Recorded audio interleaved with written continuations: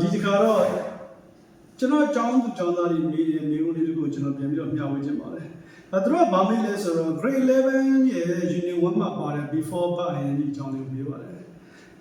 စာကြောင်းရဲ့ခေါင်းစဉ်မှာပေးထားတာကစာကြောင်းအကြောင်းကို before နဲ့ဆက်ပြီးပါလို့ရေးထားတယ်အဲ့ဆိုရင်သူတို့က subject တူမလို့ before ဘာအရင်ဒီပဲဆက်တော့မှာဆိုတဲ့အကြောင်းလေးကျွန်တော်မေးထားပါတယ်အဲ့တော့စာကြောင်းလေးကိုကြည့်အောင်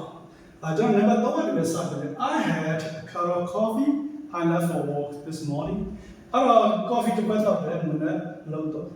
ဒီမနေ့လောက်သွားတယ် coffee တစ်ခွက်ကိုတော့တယ်အလုပ်ကိုသွားတယ်အလုပ်ကိုသွားရင်ကျွန်တော်က coffee တစ်ခွက်ကိုတော့တယ်အဲ့တော့ subject to ရဆိုရင်တော့ before ဘာအရင်ဒီအရန်ကိုအစီအစဉ်ပုံစံလေးပါအသုံးလေးများပါတယ်အဲ့တော့ကျွန်တော်တို့ကဒီလိုဆိုရင် before leaving for work this morning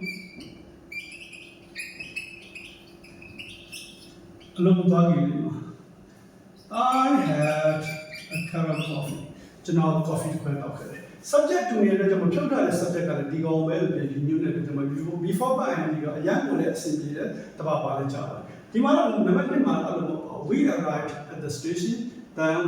the train left နောက်တော့ဘူတာရုံရောက်တယ်တခြားကထွက်တယ်အဲ့တော့ယထာမထွက်ခင်ရောက်တယ်The subject in fact that you have to come before buying the subject long pure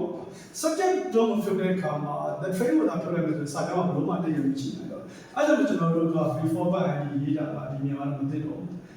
before the train left. Come on. That's how we can already dialogue. At the station. Before the train left, we arrived at the station. Numerically, I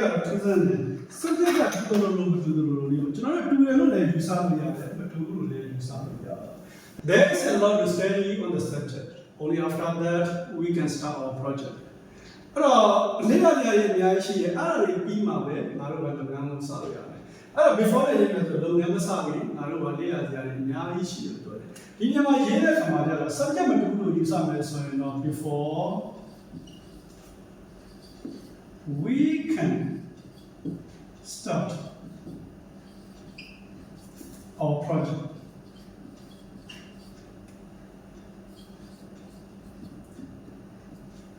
တော့မစတင်နိုင်ဘူးအဲ့တော့ချင်းရန်ခံဆိုတဲ့ဒီစကားလုံးလေးဒါလေးထည့်မယ်ဆိုရင်တော့လုပ်ငန်းမစတင်နိုင်ဘူးလို့ first step ကလေးပဲပေါ်ပြနေတယ်ဒါလေးကိုထည့်လို့ရတယ်ဒါပေမဲ့လုပ်ငန်းမစခင်လို့ပြောတဲ့ခါမှာဒါလေးကိုပြုတ်ထားလို့ရတယ်အဲ့တော့ဒါလေးကထည့်တယ်တက်တာလည်းမရှိပါဘူး before we start our project there is a lot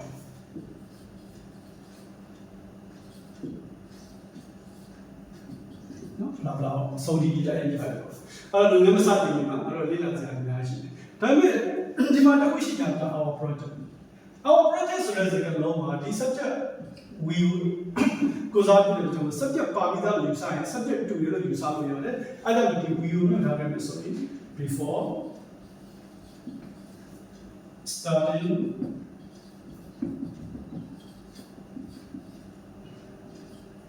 our project there is a lot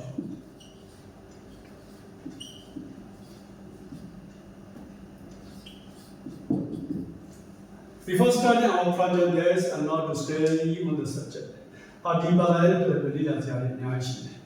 ။ဒါလေးကတော့ကျောင်းသားတွေကျောင်းမှာတွေ့ရတဲ့အခက်အခဲလေးတစ်ခုပါ။အဲ့တော့သူတို့စိတ်ထဲမှာဝေဝါးနေရနေတာရှိနေမယ်ဆိုရင်ရှင်းလင်းသွားစေချင်တဲ့ဒီဗီဒီယိုလေးကိုလုပ်ပေးခြင်းဖြစ်ပါတယ်။